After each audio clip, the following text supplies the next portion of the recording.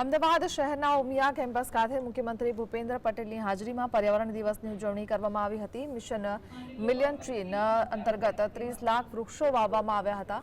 આ કાર્યક્રમમાં મુખ્યમંત્રી જગદીશ વિશ્વકર્મા, અમદાવાદ મેયર પ્રતિભા જૈન ઉપસ્થિત રહ્યા હતા। તો આ પ્રસંગે EMTS બસ અને પ્લાસ્ટિક ક્રશર મશીનનું લોકાર્પણ કરવામાં આવ્યું હતું। આજથી અમદાવાદમાં નવી એસી વાળી EMTS બસ દોડશે, જેમાંથી કેટલીક બસો હવે સાબરમતી રિવરફ્રન્ટ રૂટ ઉપર દોડશે। સાબરમતી રિવરફ્રન્ટ પર જે મુલાકાતીઓ આવે છે તેઓને બસની સુવિધા મળી રહે તેના માટે આ રૂટ પસંદ કરવામાં આવ્યો છે।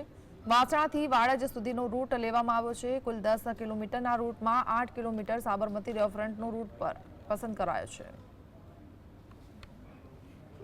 રિવરફ્રન્ટ પર રૂટના બસોનું લોકાર્પણ અને સાથે સાથે મેટ્રો કનેક્ટિવિટી રૂટનું ફ્લેગ આયોજન કરવામાં આવ્યું છે અને સોલિડ વેસ્ટ વિભાગ અંતર્ગત RRR રીડ્યુસ, રિવ્યુઝ અને રિસાયકલ વાનનું લોકાર્પણ પણ કરવામાં આવ્યું છે અને વૃક્ષારોપણને વધુ વેગ મળે એ માટે મારા મેયર બજેટમાંથી વોટર ટેન્કરનું પણ આજે શુભારંભ કરવામાં આવ્યું છે।